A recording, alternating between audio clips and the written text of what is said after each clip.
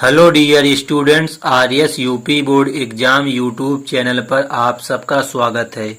आज की क्लास में हम लेकर आए हैं कक्षा 10 के सब्जेक्ट मैथमेटिक्स के चैप्टर नंबर 12, जो कि आपका है वृत्तों से संबंधित क्षेत्रफल। इस चैप्टर से आपके बोर्ड एग्जाम में काफ़ी अच्छे नंबर के क्वेश्चन पूछे जाते हैं, तो वीडियो को स्किप किए हुए अंत तक जरूर देखें। आज की वीडियो में हम एक्सरसाइज 12.1 को सॉल्व कराने हैं। उससे पहले कुछ इम्पोर्टेंट सूत्रों को बताएंगे। तो सबसे पहले बात आती है कि वृत्त का परिमाप क्या होता है। वृत्त का परिमाप, तो दोस्तों आपको पता होगा कि वृत्त का परिमाप क्या होता है। वृत्त का परिमाप, तो तुम्हारा वृत्त का जो परिमाप होता है वो होता है पाई गुणित व्यास।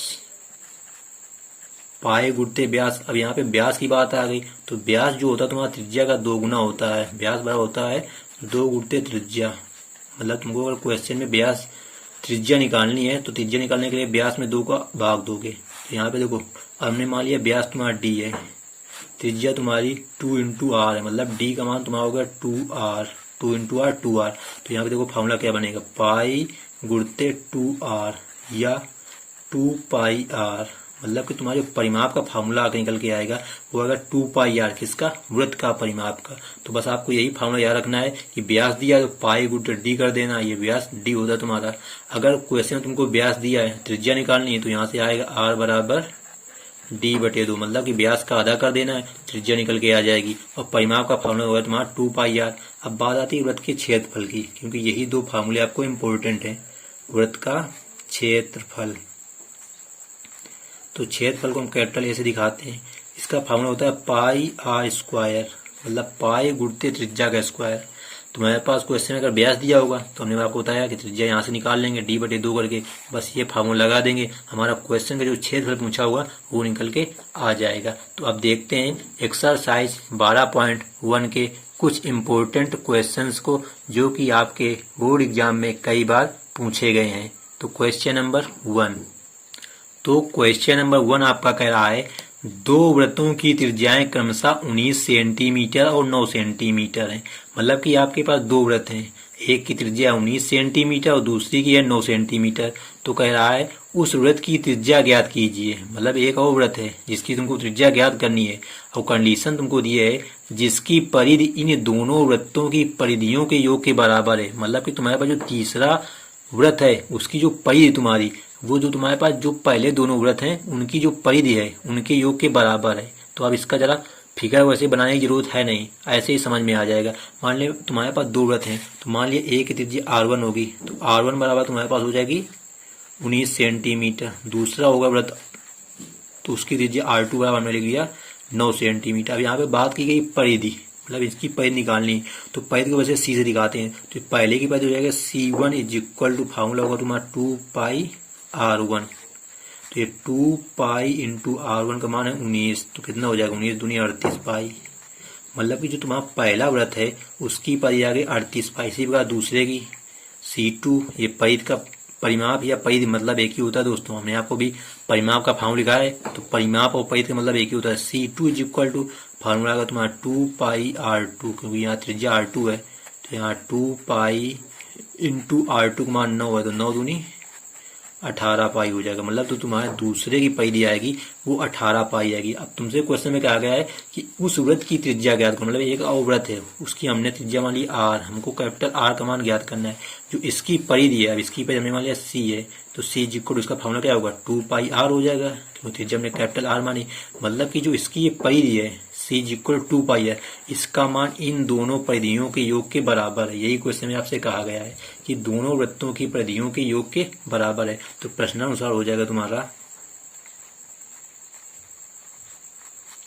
C1 प्लस C2 बराबर C। तो C1 का मान है तुम्हारा 38 पाई प्लस C2 का मान है 18 पाई बराबर C का मान है तुम्हारा 2 पाई कैपिटल R। हमको कैपिटल R का मान ज्ञात करना है। देखो अब 38 8 जोड़ेंगे तो कितना हो जाएगा 8 8 16, 3 1 4 1 5, 56 पाई बराबर होगा तुम्हारा 2 पाई। याद देखो यहाँ पाई से पाई तुम्हारा दोनों तरफ से कट जाएगा, 2 का भाग जाएगा 56 में, तो मतलब तुम्हारा जो R का मान निकल के आएगा वो R आएगा 28 सेंटीमीटर, क्योंकि 2 से 56 को काटेंगे तो 28 बार कटेगा। तो ये हो गया तुम्हारे उस वृत्त की त्रिज्या जिसका हमको ज्ञात करना था। तो इस प्रकार तुम्हारा क्वेश्चन नंबर जो 1 है सॉल्व हो जाता है। बस आपको यहाँ पे क्वेश्चन का मतलब समझना था कि कह रहा था 2 वृत्त हैं, त्रिज्याएं दे दी थी, कह रहा दोनों वृत्त की जो परिधियां हैं इनका योगफल एक और वृत्त है उसकी परिधि के योगफल के बराबर है। बस हमने वही कंडीशन यहाँ पे लगा दी है और क्वेश्चन हमारा सॉल्व हो गया है। अब देख लेते हैं क्वेश्चन नंबर 2। तो प्रश्न नंबर 2 है आपका, कह रहा है 2 वृत्तों की त्रिज्याएं क्रमशः 8 सेंटीमीटर और 6 सेंटीमीटर है। तो इसमें भी मान लेते हैं R1 तुम्हारा होगा 8 सेंटीमीटर और एक है R2, उसकी मान लिया हमने 6 सेंटीमीटर, क्योंकि 2 वृत्त हैं तो R1 R2 मान सकते हैं। कह रहा है उस वृत्त की त्रिज्या ज्ञात करो, मतलब एक और वृत्त है उसकी हमने त्रिज्या मान लिया कैपिटल R, उसका हमको मान ज्ञात करना है। कह रहा है जिसका क्षेत्रफल, अब देखो पहले क्वेश्चन तुमको परिमाप की बात कही गई थी यानी परिधि की, अब इसमें कहा तुमको क्षेत्रफल की, तो इसमें क्षेत्रफल निकालेंगे इसका A1, तो फार्मूला होगा तुम्हारा पाई आर स्क्वायर, तो यहाँ हो जाएगा पाई R1 स्क्वायर हो जाएगा क्योंकि त्रिज्या R1 हमने मानी है। तो पाई इंटू R1 का मान है 8, तो 8 का स्क्वायर, तो 8 का स्क्वायर होता है तुम्हारा 64, तो हो जाएगा तुम्हारा 64 पाई, मतलब कि पहले का क्षेत्रफल आएगा तुम्हारा 64 पाई। इसी बार दूसरे निकाल लेंगे, तो A2 बराबर फार्मूला आएगा पाई R2 स्क्वायर, तो पाई कांस्टेंट होगा, R2 का मान है 6, तो 6 का स्क्वायर, तो 6 का स्क्वायर तुम्हारा होगा 36, तो ये हो जाएगा 36 पाई। ये होगा दोनों का क्षेत्रफल। अब इसका क्षेत्रफल क्या आएगा, तो इसका क्षेत्रफल हमारा A, इसका त्रिज्या R, तो होगा पाई कैपिटल R स्क्वायर। तुम्हारा क्वेश्चन में कह रहा है इन दोनों वृत्तों के क्षेत्रफल के योग के बराबर है, मतलब कि तुम्हारा इसका जो क्षेत्रफल है इन दोनों वृत्तों के क्षेत्रफल के योग के बराबर है, मतलब कि तुम्हारा प्रश्न अनुसार है A1 प्लस A2 बराबर A। जैसे पहले क्वेश्चन में था परिधियों का योग, इसमें क्षेत्रफल का योग, तो A1 है तुम्हारा 64 पाई प्लस A2 है तुम्हारा 36 पाई, A है तुम्हारा पाई R स्क्वायर। तो देखो यहाँ से पाई कॉमन ले लेंगे तो अंदर बचेगा तुम्हारा 64 प्लस 36 बराबर पाई कैपिटल R स्क्वायर। तो ये पाई से पाई तुम्हारा कैंसिल, ये 64 36 तुम्हारा 100 हो जाएगा, यानी 100 बराबर कैपिटल R स्क्वायर। अब आपको पता होगा यहाँ R स्क्वायर लगा है, यहाँ 100 है, तो ये 100 किसका वर्ग होता है 10 का, मतलब तुम्हारा उस वृत्त की त्रिज्या आएगी कैपिटल R बराबर 10 सेंटीमीटर, मतलब कि तुम्हारे पास जो एक वृत्त है उसकी त्रिज्या आएगी 10 सेंटीमीटर। तो इस प्रकार तुम्हारा क्वेश्चन नंबर 2 जो है सॉल्व हो जाता है। बस आपको यहाँ पे जो कंडीशन है स्थिति उसको समझना है और उसी के आधार पर क्वेश्चंस को सॉल्व करना है। आप देख लेते हैं अगला क्वेश्चन। अगला क्वेश्चन है क्वेश्चन नंबर 4, कह रहा है किसी कार के प्रत्येक पहिए का व्यास 80 सेंटीमीटर है, मतलब एक कार है उसका जो पहिया है उसका व्यास तुम्हारे पास 80 सेंटीमीटर है। तो व्यास को हमने बताया डी से दिखाते हैं, तो डी बराबर तुम्हारे पास दिया 80 सेंटीमीटर। अब हमने आपको बताया था अगर त्रिज्या निकालनी हो तो इसका आधा कर देते हैं, मतलब त्रिज्या कितनी आ जाएगी, तो त्रिज्या आ जाएगी तुम्हारी 40 सेंटीमीटर, क्योंकि हमने आपको अभी ऊपर फार्मूले बताए थे।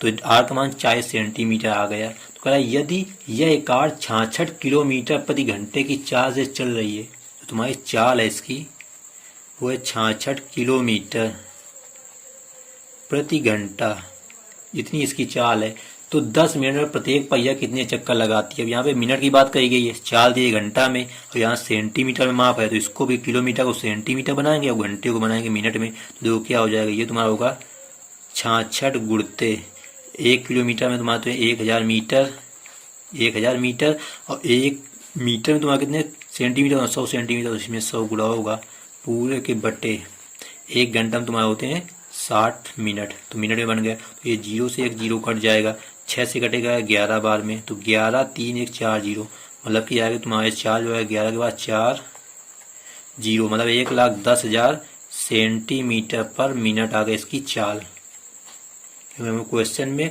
सेंटीमीटर माप दी गई है और समय मिनट में दिया गया 10 मिनट। तो 10 मिनट में दूरी कितनी तय करेगी ये निकालना है, मतलब दूरी बराबर फार्मूला होगा तुम्हारा चाल गुणते समय,